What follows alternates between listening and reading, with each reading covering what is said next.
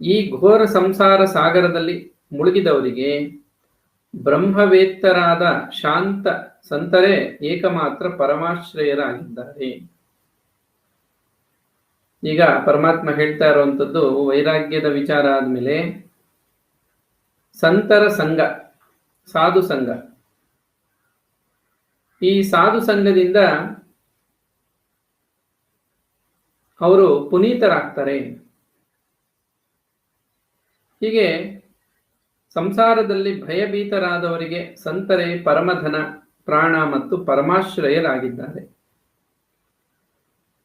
ಸಂತ ಪುರುಷರು ತನ್ನನ್ನು ಹಾಗೂ ಭಗವಂತನನ್ನು ನೋಡಲಿಕ್ಕಾಗಿ ಅಂತರ್ದೃಷ್ಟಿಯನ್ನ ಕೊಡುತ್ತಾರೆ. ಅಂತರ್ದೃಷ್ಟಿ ಅಂದ್ರೆ ಜ್ಞಾನ ದೃಷ್ಟಿ. ಸಾಧು ಸಂಘದಿಂದ ಜ್ಞಾನ ದೃಷ್ಟಿ ಪ್ರಾಪ್ತವಾಗುತ್ತೆ. ಇಷ್ಟು ಕಾಲ